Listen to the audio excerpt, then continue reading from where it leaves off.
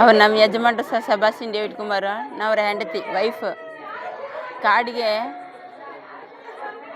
ಹಸುನ ಹುಡ್ಕೊಂಬರೋಕ್ಕೆ ಹೋಗಿದ್ರು. 4 ಜನ ಹಸು ಹುಡ್ಕೋಕೆ ಹೋಗಿದ್ದವ್ರನ್ನ ಈ ಥರ ಜಗ್ಗಾಬಡ್ಡೆಯಾಗಿ ಶೂಟ್ ಮಾಡಿದಾರಲ್ಲ. ಅವ್ರು ಏನು ತಪ್ಪು ಮಾಡ್ಬಿಟ್ಟು ಆ ಥರ ಶೂಟ್ ಮಾಡವ್ರೆ. ಆ ಥರ ಶೂಟ್ ಮಾಡಿಬಿಟ್ಟು ಅವ್ರ ಮೇಲೆ ಸುಳ್ಳು ಬಲಿ ಆಗ್ತಾರಲ್ಲ.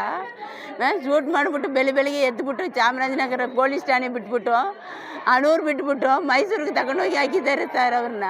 ಅವ್ರು ಏನು ಸರ್ ಮಾಡಿದ್ರು? ನಿನ್ನೆ ಕೇಳಿದಕ್ಕೆ ಏನು ಮಾತಿಲ್ಲ. ಇವತ್ತು ಬೆಳಿಗ್ಗೆ ಕೇಳಿದಕ್ಕೆ ಇಷ್ಟು ಮಾಂಸ ಇತ್ತು, ಬೆಡಿ ಇತ್ತು ಅಂತ ಸುಳ್ಳು ಮಾತೆಲ್ಲ ಹೇಳ್ತಾರಲ್ಲ. ನೆನ್ನೆ ಸಾಯಂಕಾಲದಿಂದ ಯಾಕೆ ಅಂತ ಕೇಳಿದ್ರೆ ಅವ್ರು ಶೂಟ್ ಮಾಡಿದ್ರು, ತರ್ಕಬಿಗೆ ನಾವು ಶೂಟ್ ಮಾಡಿದ್ದೀವಿ ಅಂತ ಹೇಳಿದೆ. ಇವ್ರು ಶೂಟ್ ಮಾಡಿದಾರಲ್ಲ, ಆದ್ರೆ ಒಬ್ರಿಗಾದ್ರೂ ಗಾಯ ಇರ್ಬೇಕು ತಾನೆ ಸರ್. ಆ ಗಾಯನ ನಮಗೆ ತೋರಿಸ್ಬೇಕು. ಅವನಿಗೆ ಇವ್ರು ಶೂಟ್ ಮಾಡಿದ್ರು ಸತ್ತವರಲ್ಲ, ಆ ಶೂಟಿಗೇನು ನಮ್ಮ ಹತ್ರ ಬಂದು ತೋರಿಸ್ಬೇಕು. ಅವ್ರು ಆ ಥರ ಮಾಡಿದ್ರು ಅವ್ರು ಕರ್ಕೊಂಬರ್ಬೇಕು ತಾನೆ. ಇಲ್ಲಿ ಊರು ಜನಗಳನ್ನ ಕರ್ಕೊಂಬಂದು ಈ ಥರ ಶೂಟ್ ಮಾಡಿದ್ದಾರೆ ನಮ್ಮ ಅರಣ್ಯ ಅಧಿಕಾರಿಗಳನ್ನ. ಅದಕ್ಕೆ ನಾವು ಶೂಟ್ ಮಾಡಿದ್ದು ಅಂತ ಹೇಳ್ಬೇಕು ತಾನೆ. ಯಾರಿಗೂ ಗೊತ್ತಿಲ್ಲದೆ ಅಲ್ಲಿಂದ ಒಬ್ಬ ಅಣ್ಣ ತಪ್ಪಿಸ್ಕೊಂಡು ಬಂದಿದ್ದು ನಮಗೆ ವಿಷಯ ತಿಳಿಸಿದ್ದು ಸರ್. ಅವ್ರು ತಿಳಿಸಿಲ್ಲ ಅಂದರೆ ನಾವು ಏನು ಮಾಡೋದು?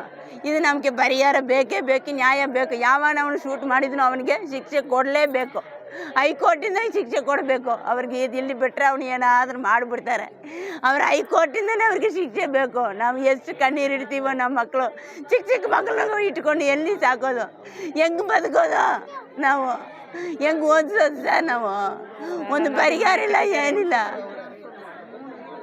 3 ಜನನೂ ಇರೋ ಒಂದು ಕಾಡಿಗೆ ಏನಾದರೂ ಬಂದರೆ ಎಷ್ಟು ಇದು ಸೇಫ್ಟಿ ಕೊಡ್ತಾರೆ? 2 ದಿವಸದಿಂದ ಓಡಾಟ ಮಾಡಿಕೊಂಡು ಒಬ್ಬರನ್ನು ಕೂಡ ಬಂದು ಒಂದು ಅರಣ್ಯ ಇಲಾಖೆ ನೋಡಿಲ್ಲ. ಅವ್ರು ಬರಲೇಬೇಕು, ನಮಗೆ ನ್ಯಾಯ ಸಿಗಲೇಬೇಕು ಸರ್. ಅದೇ ನಾನು ವಿನಂತಿ. ದಯವಿಟ್ಟು ನಮಗೆ ನ್ಯಾಯ ಹೈಕೋರ್ಟಿಂದ ಬರಬೇಕು, ಇಲ್ಲಿ ಬೇಡ, ಹೈಕೋರ್ಟಿಂದಲೇ ಬರಬೇಕು ನಮಗೆ.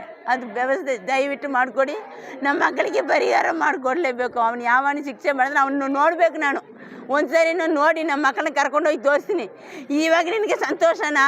ಇವಾಗ ನೀ ಚೆನ್ನಾಗಿರ್ತೀಯಾ ಅಂತ ಕೇಳ್ಬಿಟ್ಟು ನಾನು ಬರಬೇಕು. ಅವನು ಏನು ಹೇಳ್ತಾನೋ ಉತ್ತರ ನನಗೆ ಬೇಕು. ಅದೇ ನನ್ನ ಇದು. ನಿಮ್ಮ ಮಾತಾಡಿ ಸುಸ್ತಾಗೋಯ್ತು ಸರ್. ನನ್ನ ಹೆಸರು ದೋಮಿನಾ ಕುಮಾರ್ ವೈಫು.